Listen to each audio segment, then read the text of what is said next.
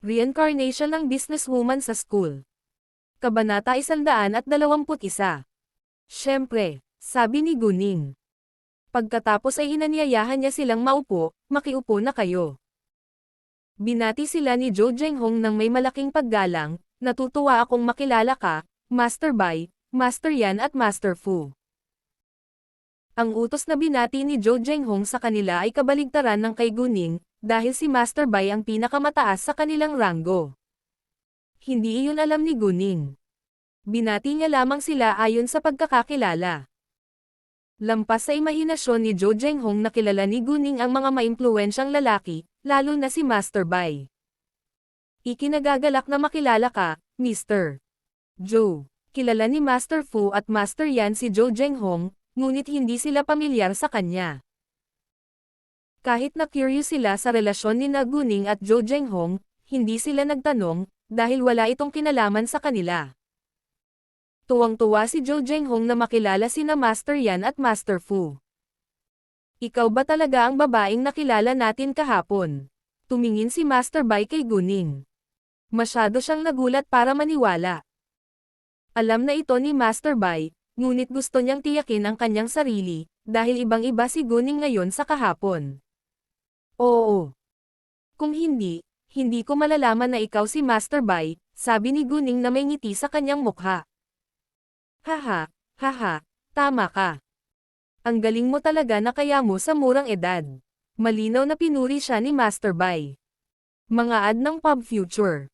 Maraming salamat, sagot ni Guning. Mangyaring huwag akong sisihin sa pagdating ko ng walang imbitasyon, sabi ni Master Bai. Siyempre hindi. Ikinagagalak kong makasama ka rito, sagot ni Guning.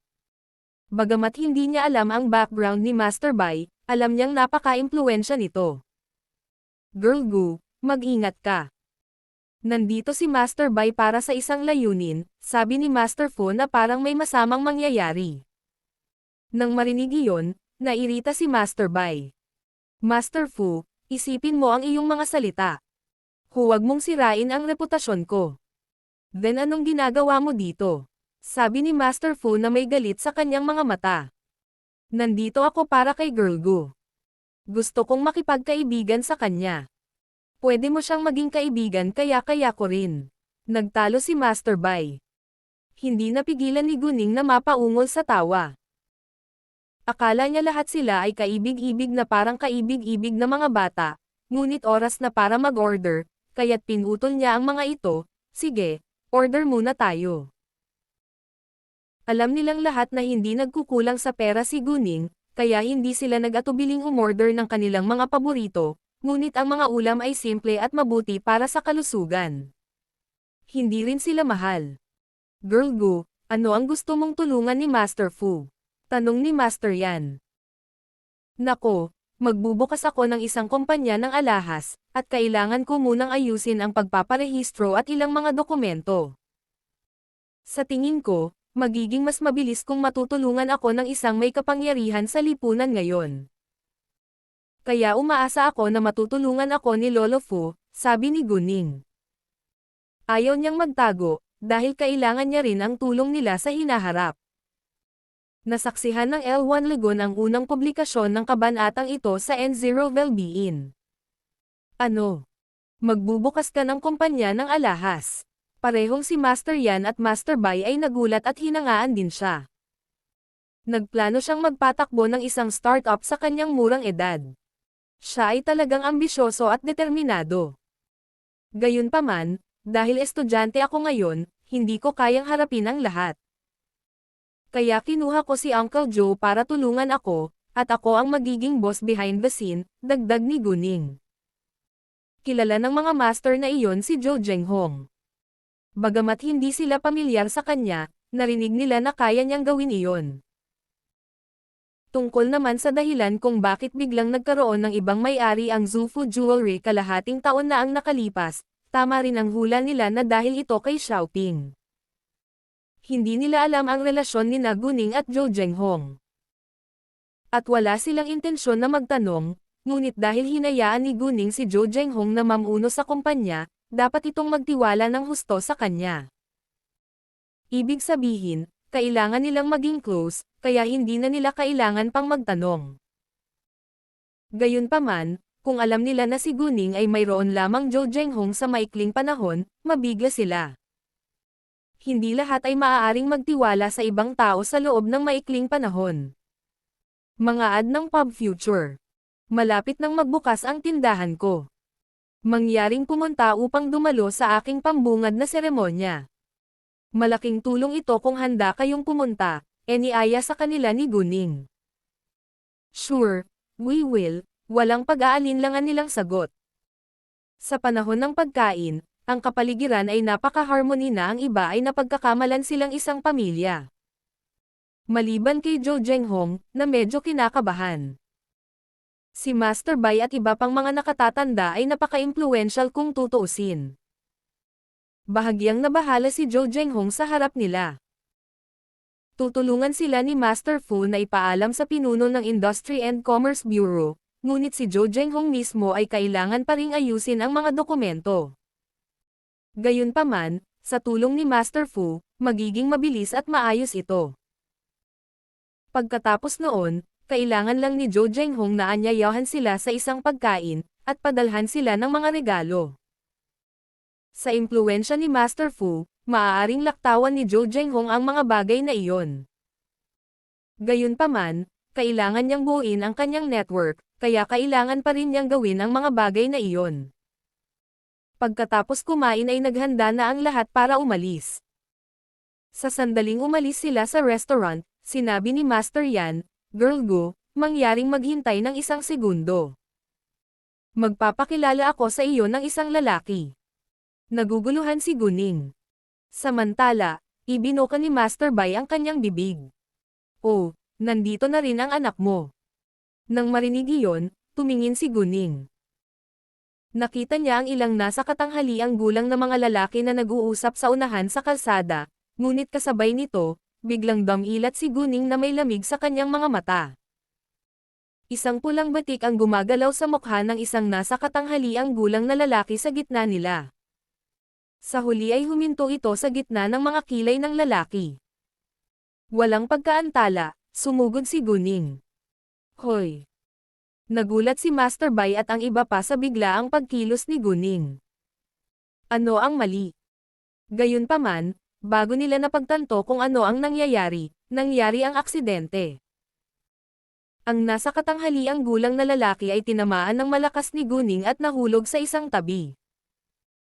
Sa sumunod na segundo, ang bala na tatama sana sa lalaki ay sumablay sa kanya at tumama sa isang sasakyan sa likuran niya. May silencer ang sniper rifle kaya hindi ito tumunog maliban sa tunog ng tumama ang bala sa sasakyan. Karaniwang Atres ang pumatay kapag nalampasan niya ang unang putok, ngunit tumingin pa rin si Guning sa direksyon ng bala kung sakaling subukan ng pumatay sa pangalawang pagkakataon. Gamit ang kanyang jade eyes, nahanap niya ng tumpak ang pumatay. Handa na talagang umalis ang pumatay, ngunit natakot siya ng biglang malamig na tingin. Bagamat hindi niya makita ng malinaw ang mukha ni Guning, maaari niyang husgahan na ito ay isang batang babae. Nagulat siya nang matuklasan siya ng dalaga. Malakas din siya sa pisikal at mentally acute na may matalim na tingin. Wala nang oras para sa kanya. Umalis kaagad ang killer. Kabanata 122. Nagulat ang lahat, ngunit nang malaman nila ang butas sa kalapit na sasakyan, naunawaan nila ang nangyari. Mayor. Agad na pinuntahan ng dalawang lalaki ang nasa katanghaliang gulang na lalaki na itinumba ni Guning. Mayor. Napatulala si Guning. Ang lalaking ito ang mayor. Zenglan. Namutla ang mukha ni Master Yan dahil sa takot. Muntik na siyang mawalan ng malay. Sa kabutihang palad, sinuportahan siya ni Zhou Zhenghong. Pagkatapos ay mabilis siyang naglakad. Nakaramdam ng matinding pananakit si Yan Zenglan sa kanyang buong katawan. Mukhang nahihiya rin siyang may alikabok sa kanyang damit, ngunit sa kabila ng lahat ng iyon, kinalma niya ang sarili at sinabing, "Okay lang ako." Bagamat nalilito pa rin si Yan Zenglan, alam niya na si Guning ang nagligtas sa kanyang buhay sa pamamagitan ng pagpapaalis sa kanya. Sabay pasalamat niya, maraming salamat. Kung hindi dahil sa'yo, patay na ako. Bago pa makapagsalita si Guning, hinawakan ni Master Yan ang kanyang mga kamay na nanginginig at umiiyak. Girl Gu, maraming salamat. Iniligtas mo ang buhay ng anak ko. Kung hindi, ang pagsisimula ng publikasyon ng kabanatang ito ay nakalink sa B00Q0ERM. Oh, ang mayor ay anak ni Master Yan. Siya siguro ang taong binalak ni Master Yan na ipakilala sa kanya. Lolo Yan, Mayor Yan, hindi naman big deal. Masyadong mabilis ang nangyari, kaya ginawa ko iyon nang hindi nag-alinlangan. Mangyaring patawarin ang aking bastos na pag-uugali, sabi ni Guning. Ang kanyang saloobin ay nakatanggap ng pagpapahalaga mula sa iba. Mga ad ng Pub Future. Nalaman ni Yan Zenglan na dapat kilala ni Master Yan si Guning. Haha, napakabuti. Maaari kang manatiling mahinhin habang nananatiling magalang. Hinahangaan kita dahil dyan, sabi ni Yan Zenglan at masayang tumawa. Hindi siya nagpalabas kahit na siya ay isang mahalagang opisyal. Gayunpaman, iniligtas mo ang buhay ko. Isa sa isip ko ang iyong kabaitan. Ito ang aking name card. Kung mayroon kang anumang problema na hindi mo kayang harapin sa hinaharap, mangyaring huwag mag-atubiling tawagan ako. Gayunpaman, maging tapat tayo dito, kung may gagawin kang immoral o ilegal, hindi kita tutulungan, seryosong sabi ni Yan Zenglan.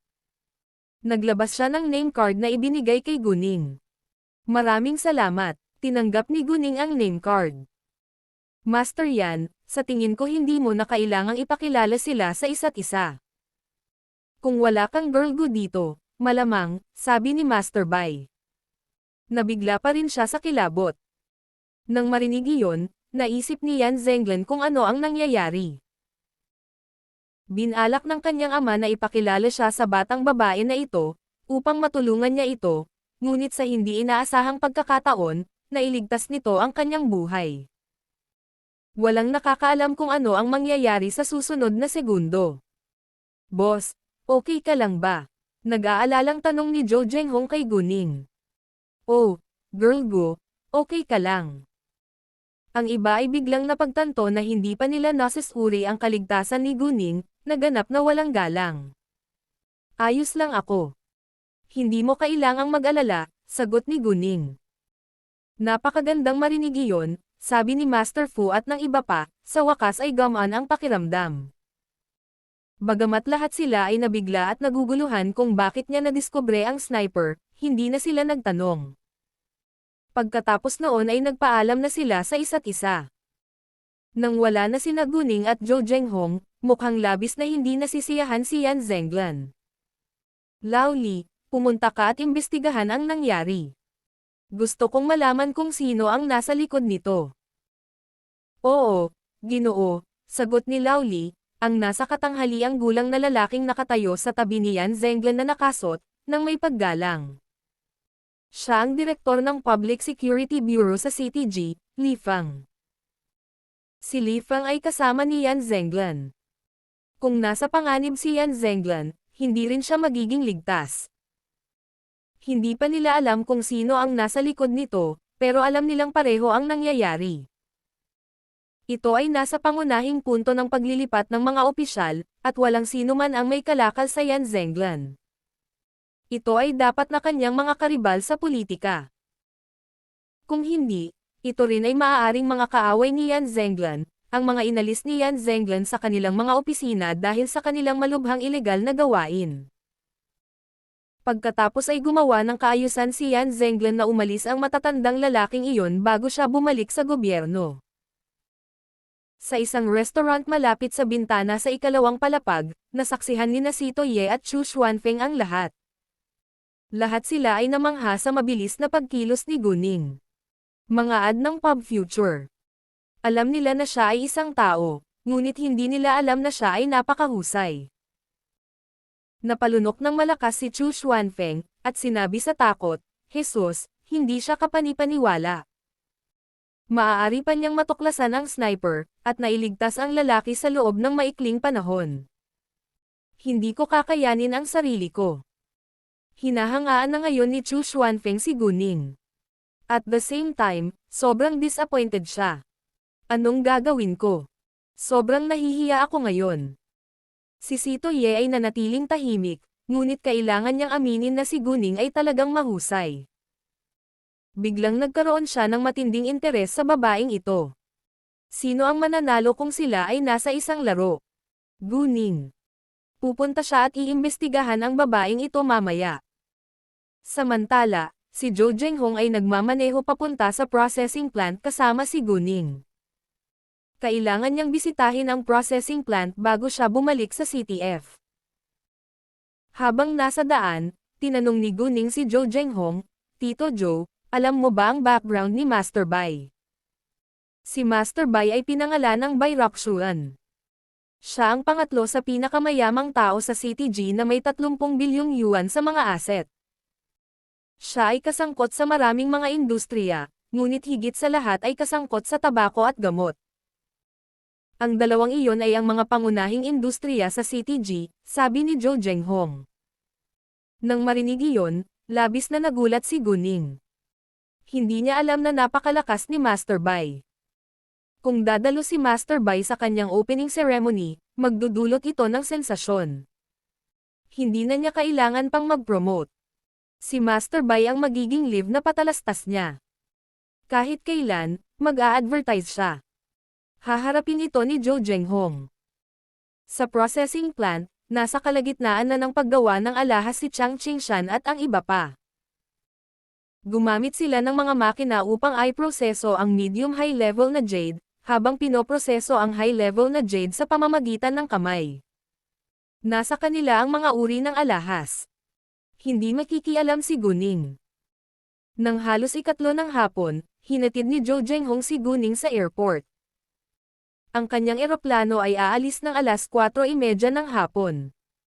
Dumating siya sa airport ng 3:40 PM at 4 PM na nang makapasok siya sa lounge.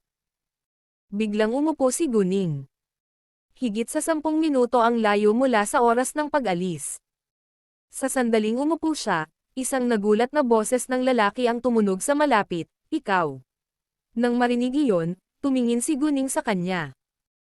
Siya ay isang gwapong binata, ngunit hindi siya nito kilala. Nang makitang naguguluhan si Guning, agad na nagpaliwanag ang lalaki, "Nice to meet you. Ang pangalan ko ay Chu Xuanfeng. Malamang hindi mo ako kilala, pero kilala kita. Nakita kita ngayon sa Huangdeng Hotel." Oo, ang lalaki ay eksaktong si Chu Xuanfeng. Sa gulat ni Chu Xuanfeng, nakilala niya si Guning sa airport. Kailangan niyang pumunta at kausapin siya. Pupunta rin ba siya sa CTF? "Nice to meet you," magiliw na tugon ni Guning.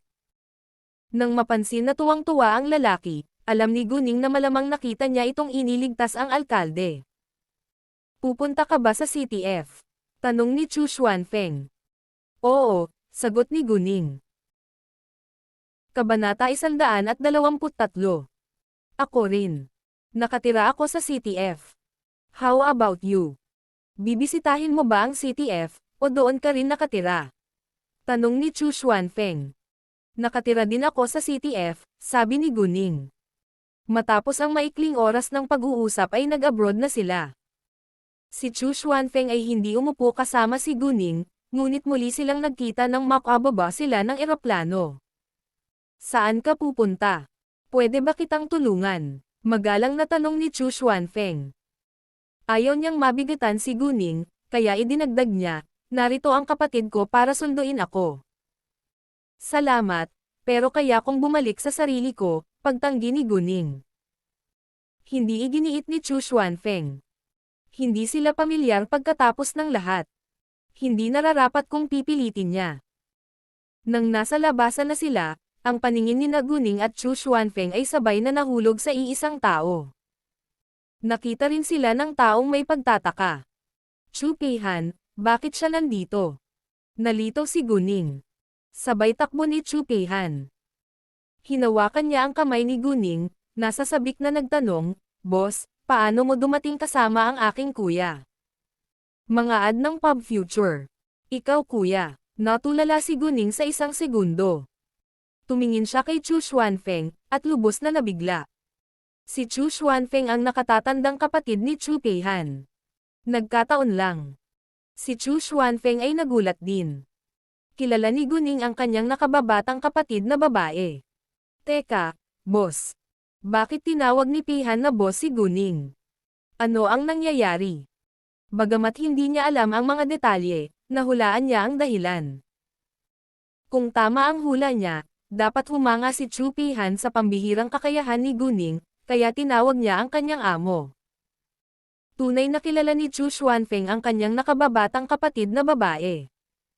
Sobrang hilig niya sa kung fu. Well, ikaw ba? Biglang makahulog ang sabi ni Chu Peihan. Nang makita iyon, nalaman kaagad ni Guning kung ano ang iniisip ni Chu Peihan. Pinutol niya siya, at ipinaliwanag ng simple kung paano niya nakilala si Chu Xuanfeng. Gayunpaman, hindi niya sinabi kay Chu Xuanfeng ang mga detalye tungkol sa nangyari sa Huangdeng Hotel. Sinabi lang niya na nakaligtas siya ng isang tao, at aksidenteng nakita ito ni Chu Xuanfeng. Nagkita at nagkwentuhan sila sa airport, at nagkataon na nagkita ulit sila at sabay na lumabas sa exit. Ang pagsisimula ng publikasyon ng kabanatang ito ay nakalink sa B00Q0 Mabuti. Sa totoo lang, nagbibiro lang si Chu Peihan. Bagamat umaasa siya na maaaring magkaroon ng romantikong relasyon ang kanyang kuya kay Guning, hindi niya nagawang pilitin ang mga ito. Kaya sabi niya, hindi pa maaga ngayon. Bakit hindi ka sumabay sa amin kumain? Taos-pusong inimbitahan ni Chu Peihan si Guning. Hindi na nila kailangang magpanggap. Sorry, I told my mom na uuwi ako para kumain. Hindi ko siya mabitawan, pagtanggi muli ni Guning. Sige, hindi rin nagpumilit si Chu Peihan. Ang tanong lang niya, saan ka nakatira? Hayaan mo kaming sumakay sa iyo. Fenghua Luxury Mansion. Sa pagkakataong ito, hindi tumanggi si Guning. Alam niya na maaari siyang maging totoo kay Chu Peihan. Pareho tayo ng direksyon. Tara na. Nauna si Chu Xuanfeng kasama si Guning, hindi pinapansin si Chu Xuanfeng. Bahagyang nasaktan si Chu Xuanfeng. Hindi ba nandito ang nakababatang kapatid niya para sa kanya? Hindi ba dapat niyakap siya nito? Hindi ba siya dapat magmalasakit sa kanya? Bakit niya nakalimutan bigla ang kanyang kuya dahil kay Guning? Mga ad ng pub future. Kinuha ni Chu Xuanfeng ang kanyang telepono, kumuha ng litrato ni Chu Peihan at Guning. Nag-type siya ng mga linya ng mga salita, pagkatapos ay ipinost ito sa kanyang mga sandali. Hindi ba dapat sunduin mo si kuya? Bakit hindi mo pinapansin ang sarili mong kuya sa sandaling makita mo ang iyong kaibigan? Cry emoji. Hindi nagtagal, nakita ni Sito Ye ang sandaling ito. Agad din niyang nakilala ang isa sa mga nasa likod ay si Guning. Pumikit siya. Sa hindi inaasahang pagkakataon, si Guning ay kaibigan ni Chu Peihan. Iyon ay gagawing mas madali.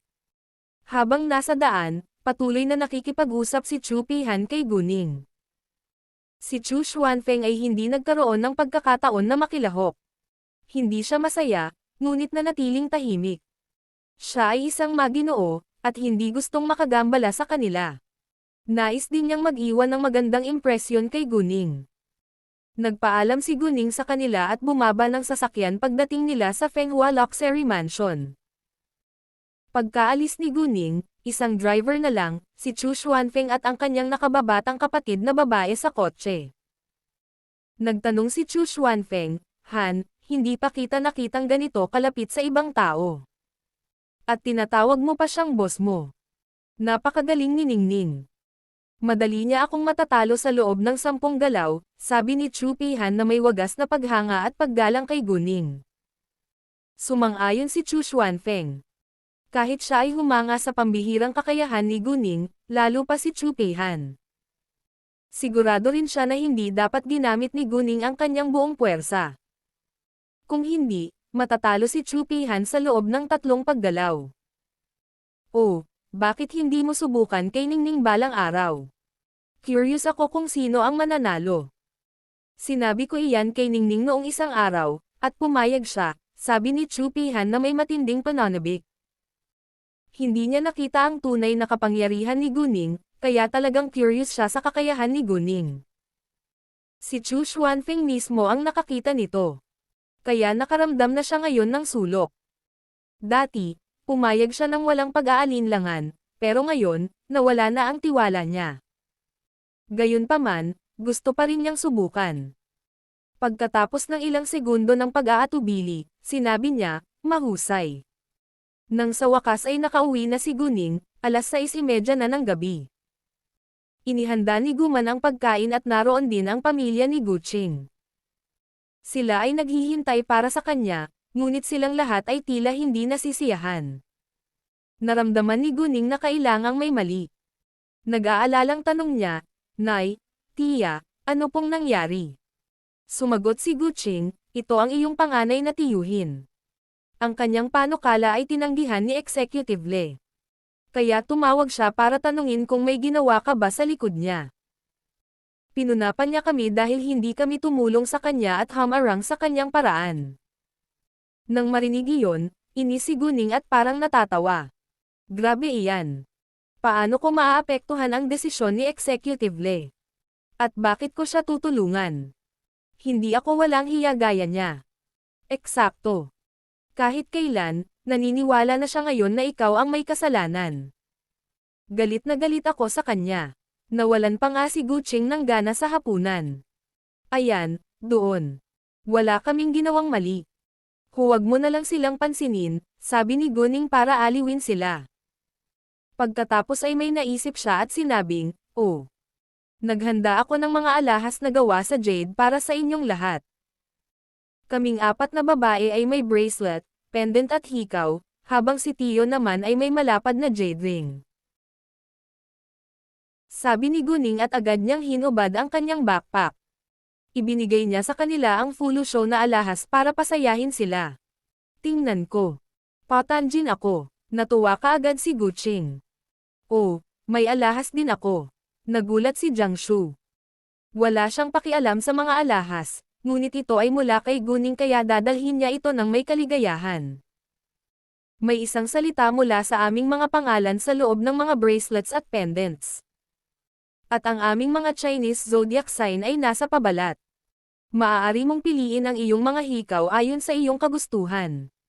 Tiyo, ang sa iyo ay pareho, sabi ni Guning. Wow!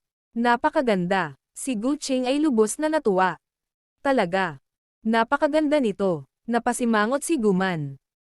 Ang mga kababaihan ay hindi kailanman maaaring labanan ang pang-akit ng alahas, lalo na ang kaakit-akit na jade na alahas. Bata pa si Jiang Xinyo kaya hindi pa bagay sa kanya ang alahas, ngunit masaya siyang natanggap ang mga ito bilang mga regalo. Tinulungan ni Guqing si Jiang Xinyo na alisin ang kanyang mga hikaw at pulse earrings, at iniwan lamang ang kanyang pendant sa kanya. Pagkatapos kumain, bumalik si Guning sa kanyang silid. Tinawagan niya si An Guangyao, at tinanong siya tungkol sa sitwasyon ng Shenghua Real Estate. Mga ad ng pub future. Sagot ni An Guangyao, Boss, sinabi ko na sa mga shareholders. Mayroong 7 shareholders, maliban sa akin. 3 lang sa kanila ang gustong manatili, at ang iba ay aalis na. Mabuti, handa na ang pondo. Pupunta ako sa kumpanya mamayang 2:00 ng hapon. Maaari tayong pumirma sa kontrata, sabi ni Guning. Oo naman, sagot ni An Guangyao. Kinabukasan, tumakbo si Guning sa paaralan gaya ng dati. Sa pagkakataong ito, hindi niya nakilala si Leng Xiaoteng o si Xu Jinchen. Sa totoo lang, tumatakbo rin sina Xu Jinchen at Leng Xiaoteng sa umaga. Nakita nila si Guning, ngunit hindi nagpakita sa kanyang paningin. Hoy, bakit kailangan mo akong pigilan dahil ayaw mong pumunta at kamustahin ang iyong sarili? Binalak ni Xu Jinchen na kausapin si Guning, ngunit pinigilan ni Leng Xiaoteng. Talagang libre mo? Tanong ni Leng Xiaoteng. Pagkatapos bago pa makapagsalita si Xu Jinchen, ibinuka niya muli ang kanyang bibig. Kung libre ka, tumakbo ka pa ng 20 kilometro. Ano? Hindi ko sinabing ako, pagtatalo ni Xu Jinchen. Gayunpaman, bago siya makatapos, nakatanggap siya ng malamig na tingin mula kay Leng Xiaoteng. Agad niyang tinakpan ang bibig niya. Bakit? Paano magiging malupit si Leng Xiaoteng? Gusto lang niyang makausap si Guning. Bakit kailangan niyang parusahan dahil doon? Bilang karagdagan, ginawa lamang niya ito upang subukan si Leng Xiaoteng. Tila makakamit lamang niya ang kanyang kalayaan sa pamamagitan ng paglayo sa kanyang amo. Si Guning at ang kanyang mga kaibigan ay tumakbo pabalik sa kanilang mga silid-aralan. Nakilala nila si Gu Xiaoxiao sa ikatlong palapag. Hinihintay ni Gu Xiaoxiao si Guning. Malinaw na alam ni Guning kung bakit nandito si Gu Xiaoxiao. Nang makita si Guning, pinuna siya ni Gu Xiaoxiao ng may galit. Guning, nakausap mo ba si Executive Le? At sinabihan siyang tanggihan ang proposal ng tatay ko. Agad nagkumpulan ang mga estudyante sa paligid nila. Gu Xiaoxiao, naniniwala ka bang magagawa ko iyon? Ngumisi si Guning. Isa ka lang mahirap na babae. Talagang hindi mo magagawa iyon, walang malay na sagot ni Gu Xiaoxiao. Dahil hindi ka naniniwala na mayroon akong kakayahan, bakit sa palagay mo ginawa ko ito? Tanong ni Guning na may matinding panunuya. Ako, napagtanto ni Gu Xiaoxiao na nagkamali siya.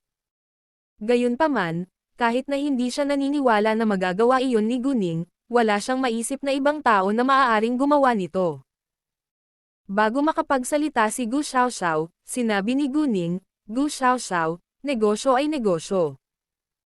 Pipiliin lamang ni Executive Le ang pinakamahusay na panukala para sa ikabubuti ng kanyang kumpanya.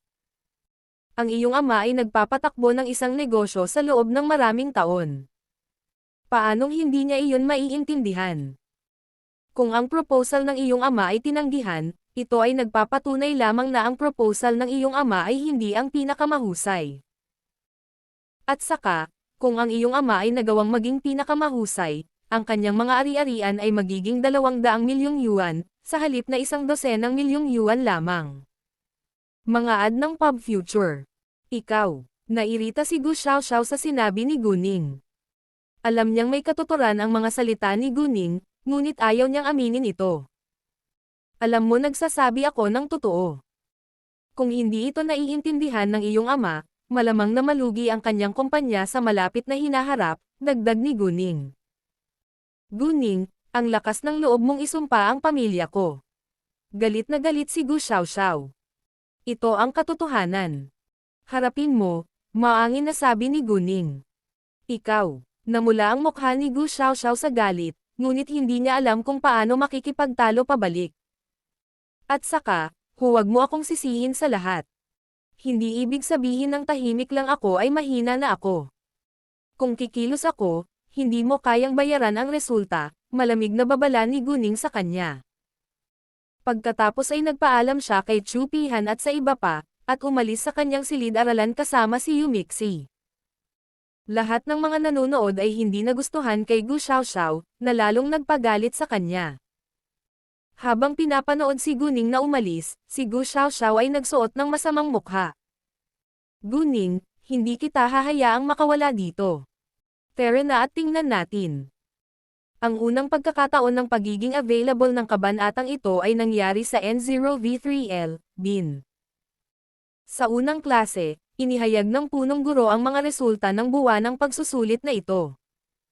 Si Guning ang nangunguna sa baitang sa pagkakataong ito. Maliban sa kanyang artikulong Chino na ibinawas lamang ng 1 puntos, lahat ng iba niyang pagsusulit ay nakakuha ng buong mga marka, na hindi pa nangyari noon. Laking gulat ng buong classroom. Walang maniniwala. Ano? Si Guning ang top 1 sa grade namin. 1 puntos lang ang nabawas sa kanyang artikulong Chino, at lahat ng iba niyang pagsusulit ay may buong marka. Paano ito posible? Hindi ba siya laging masama sa pag-aaral? Si Xiao Feifei ang unang nagpahayag ng kanyang pagdududa. Eksakto. Hindi ako naniniwala. Siguradong nanloko siya. Dagdag ni Wu Qingya. Oo, sumasang-ayon ako. Ang iba pang mga kaklase ay nagdududa sa resulta. Sige, pinigilan sila ng head teacher. Bagaman hindi siya makapaniwala sa kanyang sarili, iyon ang katotohanan. Nangunguna siya. At siya ay 36 na puntos sa harap ng pangalawa. Bilang karagdagan, Ang mga guro na nasa silid-aralan ay lahat ay nagsabi na si Guning ay hindi nandaraya. Kung may oras kang magtanong sa iba, bakit hindi ka maglaan ng mas maraming oras sa pagpapabuti ng iyong sarili? Maraming mga mag-aaral ang hindi nasisiyahan, ngunit hindi nang ahas na magsalita ng isa pang salita. Ang balita ay inihayag din sa ibang mga silid-aralan. Ito ay bumangon din ng maraming pagdududa, lalo na sina Gu Xiaoxiao, Qinzing at kanilang mga kaibigan. Tumanggi silang maniwala dito.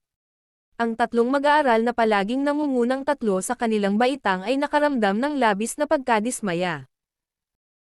Kadalasan, sila ang laging nangunguna sa tatlo, ngunit ang pinakamataas na pwesto ay naaga ng isa pang estudyante, na napakasama sa pag-aaral, out of blue.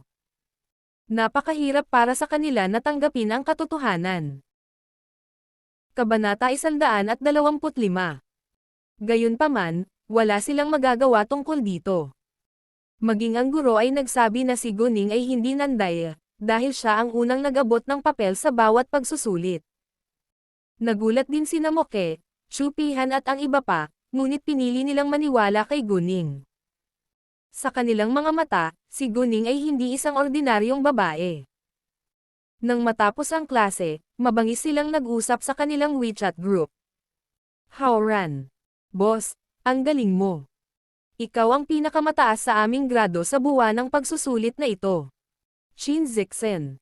Eksakto. Paano mo nagawa, boss? Ikaw ang laging unang nag-aabot ng papel. Chu Peihan. Kahit nagulat ako, naniniwala ako na ito ay totoo. Moke. Ako rin. Zhang Tianping. Ako rin. Yu Mixi. Tinutulungan ako ni Ningning sa aking pag-aaral kamakailan. Malinaw na nakakuha din ako ng mas mahusay na mga marka. Ads by Pub Future. Haoran. Wala akong gaanong interes sa pag-aaral, o hihingi din ako sa boss para humingi ng tulong. Qin Zixen at Zhang Tianping. Ako rin. Chu Peihan. Sapat na para sa akin na pumasok sa paaralan. Mababaliw ako kung mag-extra classes ako. Moke. Boss, maaari mo ba akong tulungan sa aking pag-aaral? Bagamat si Moke ay kabilang sa nangungunang 20, ang kanyang kabuuang score ay malayo kay Guning. Maging ang nangungunang dalawa sa kanilang baitang ay 50 puntos sa likod ni Guning ayon sa kanilang kabuuang mga marka, dahil ang kabuuang score ni Guning ay lumalapit sa buong score. Guning. Walang problema, basta libre ako.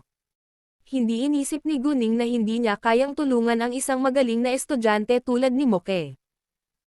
Dahil taglay niya ang kanyang kapangyarihan, ito ay isang hindi may kakaila na katotohanan na siya ay mas mahusay kaysa kay Moke ngayon. Magiging low-key siya sa harap ng mga tagalabas, ngunit magiging tapat siya sa harap ng kanyang malalapit na kaibigan. Ang kabanatang ito ay unang ibinahagi sa Novelbeans platform. Sa oras ng pahinga, iniiwasan ni Gu Xiaoxiao si Qinzing, tinawag ang kanyang pinsan. Sinabi niya na siya ay binugbog ni Guning, at hiniling sa kanyang pinsan na turuan si Guning ng leksyon para sa kanya. Ang pinsan ni Gu Xiaoxiao ay si Lin Yuhao, na anak ng tiyuhin ni Gu Xiaoxiao. Ayaw niyang mag-aral at magpakatanga maghapon, kaya huminto siya sa pag-aaral nang makatapos siya ng high school. Siya ay 21 na ngayon, ngunit ang tanging alam at inaalagaan niya ay libangan. Gayunpaman, dahil naglalako siya buong araw, may mga kakilala siyang gangster. Kaya gusto ni Gu Xiaoxiao na tulungan niya itong sirain si Guning. Literal na kinasusuklaman ni Gu Xiaoxiao si Guning at siya mismo ay isang malisyosong babae. Si Gu Xiaoxiao ang aktibong nagpahiya kay Guning sa simula pa lang. Habang si Guning ay lumaban lamang para sa kanya at sa kanyang pamilya, ngunit si Gu Xiaoxiao ay masyadong makasarili at naiinggit para malaman iyon. Hindi naniniwala si Gu Xiaoxiao na kayang harapin ni Guning ang mga gangster na iyon. Siyempre handang tumulong si Lin Yuhao sa kanyang pinsan. Si Lin Yuhao ay mayabang sa kanyang sarili, kaya hindi niya naisip na ito ay isang malaking bagay. Direktang ipinangako niya na hahawakan niya ito sa loob ng 2 araw. Ang huling klase ay ang klase ng punong guro. Humingi si Guning ng bakasyon sa sandaling matapos ang klase. Noong nakaraan, si Zhang Qiuhua ay nagse-lecture kay Guning kung madalas siyang humiling ng bakasyon, ngunit napakahusay ng nagawa ni Guning sa buwanang pagsusulit na ito, kaya hindi tumanggi si Zhang Qiuhua. Ads by Pub Future. Bagamat medyo mahirap pa rin para kay Zhang Qiuhua na paniwalaan ito, nangako si Guning na hindi siya nanloko at ang guro na nasa silid-aralan ay nagpatotoo din para kay Guning. Pinili niyang maniwala kay Guning sa ngayon, ngunit pinaalalahanan din ni Zhang Qiuhua si Guning na huwag ipagmalaki, at patuloy na mag-aral ng mabuti. Umalis si Guning sa kanyang paaralan, ngunit hindi siya dumiretso sa Shenghua Real Estate. Pumunta siya sa commercial building. Oras na para kumain at magpalit ng damit. Nagplano si Guning na magmukhang mature tulad ng nangyari sa CTG. Ayaw niyang makilala siya ng iba. Sa pagkakataong ito, nakasuot ng profesional na suit si Guning. Nakaban ang buhok niya na may light makeup at salamin. Mukha siyang isa sa mga elite. Siyempre, mukha siyang 25 anyos na babae. Dumating si Guning sa Shenghua Real Estate sakay ng taxi bago mag 2 p.m. Ang Shenghua Real Estate ay matatagpuan sa ikapitong palapag sa isang malaking gusali ng opisina. Humigit kumulang 700 metro kwadrado ang laki nito na may mahigit 100 empleyado. Ang Shenghua Real Estate ay hindi isang nangingibabaw na imperyo, kaya wala itong sariling gusali ng opisina. At hindi na kailangang gumamit sila ng isang buong gusali ng opisina, ngunit ang ikapitong palapag ay binili ng Shenghua Real Estate. Pag-aari ito ng Shenghua Real Estate. Umakyat si Guning sa ikapitong palapag. Sinabi niya sa manggagawa sa reception na narito siya para makipagkita kay An Guangyao. Pagkatapos ay sinundan ni Guning ang manggagawa sa opisina ng chairman. Sa sandaling lumakad si Guning sa opisina, si An Guangyao ay natulala. Hindi ba dapat nandito si Guning? Sino ang babaeng ito? Napasimangot si An Guangyao sa sama ng loob. Nagtanong siya, pwede ko bang malaman ang iyong pangalan, pakiusap. Tito An, ako si Guning, ngumiti si Guning. Ano? Nang marinig iyon, inikat ni An Guangyao ang kanyang mga mata. Hindi pa rin siya makapaniwala sa kanyang mga mata. Ipinaliwanag ni Guning, ayaw kong makilala ako ng iba, kaya nagbago ako. Boses iyon ni Guning. Naniwala si An Guangyao sa kanya. Malaki ang pinagbago mo. Kung hindi ka nagsalita, hindi ko malalaman na ikaw iyon.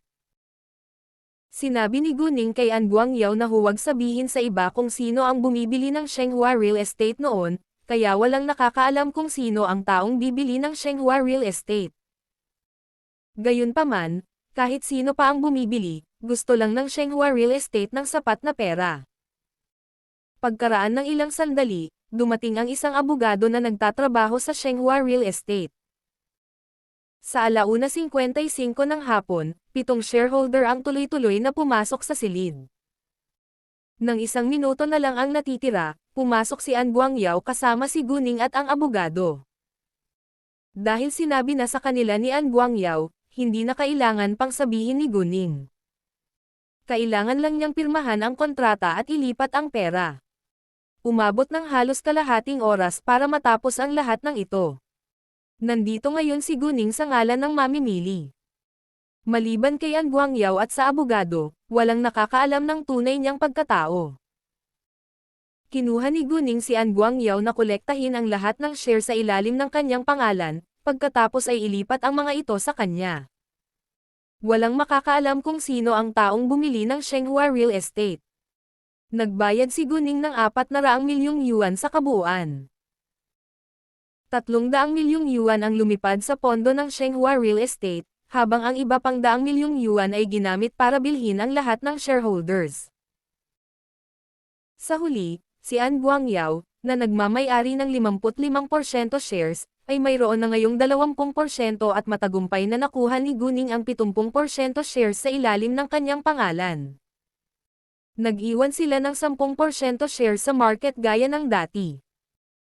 Ang presyo ng stock ng Shenghua ay kapansin-pansing bumaba sa mga araw na ito, ngunit hanggat ang pera ay lumipad, ang presyo ay tataas ng sabay-sabay.